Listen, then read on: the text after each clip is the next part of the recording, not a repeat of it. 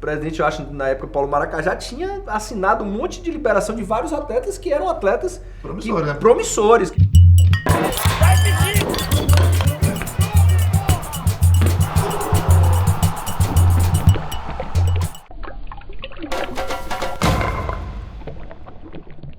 Agora vamos falar de você, jogador, Flamengo. Sua história é uma história belíssima. Você é o cara que mais vestiu a camisa do Vitória em jogos profissionais. Tá vestindo até agora. Gostou tanto que tá vestindo até agora. Gosta mesmo de vestir.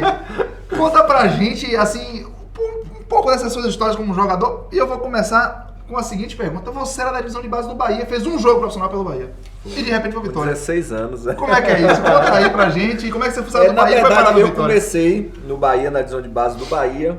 E no juvenil, no júnior, eu acho que todos sabem, né, a grande maioria dos torcedores, né, de Bahia e Vitória sabe que na época o presidente era Paulo Carneiro e teve uma leva de bandada, né? De jogadores que saíram porque, acho que Mota, que era o diretor na época, ele trocou de clube também, né? Trocou de clube também e porque, na verdade, Mota estava sendo muito pressionado para mandar um monte de jogador que morava na sede ir embora. E o Bahia não estava dando as condições adequadas para os atletas, principalmente aqueles atletas que moravam na casa.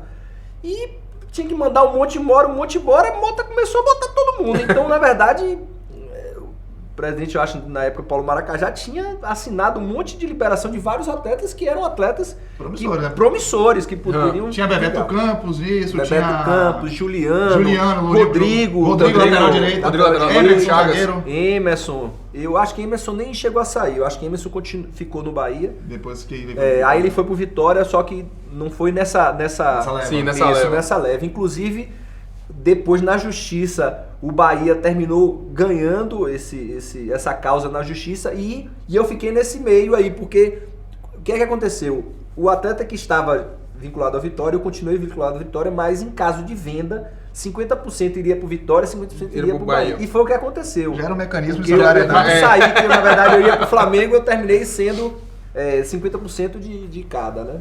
Mas gastou a quilometragem do Vitória, que você construiu uma história belíssima, né? Aí eu joguei ainda, como você falou, eu joguei uma partida ainda com 16 anos na época contra o Atlético Paranaense na Fonte Nova, antigamente não era Arena, né? Quanto foi o resultado? 3-2. 3-2. A gente perdeu esse jogo. Isso tem uma memória abençoada, rapaz. Eu vi pelo rádio esse jogo, mas lembro bem. Era inadmissível o Bahia perder para o Atlético do Paraná naquela época. E aí perdemos de 3-2, mas enfim, com 16 anos eu terminei jogando. Com 16 anos. E aí você foi pro Vitória, e aí? Aí eu fui pro Vitória, e foi justamente na época que o Vitória realmente cresceu bastante, né? E teve o Barradão, né? Paulo Carneiro realmente era, pra mim, um visionário, né? Paulo Carneiro que, assim... Foi antes e depois de Paulo Carneiro, eu sempre digo isso, né? O Vitória cresceu muito na década de 90, tanto é que os títulos também aconteceram, né? Eu lembro que eu cheguei na época, em 92, ainda fiquei um tempo no Júnior, em 93, que a gente foi vice-campeão, eu ainda já treinava no profissional, mas não cheguei a jogar nenhuma partida, e fui começar a jogar de fato em 1994, né? Assim, como titular e jogando já no Campeonato Brasileiro, e aí joguei até quando eu realmente saí, né? Que eu fui vendido em 2002, eu terminei indo pro Flamengo. Mas antes disso, eu tinha ido para algumas outras equipes como empréstimo, eu fui jogando no América Mineiro e Sport. Aí fui emprestado, mas depois eu fui vendido e aí 50% foi para cada clube.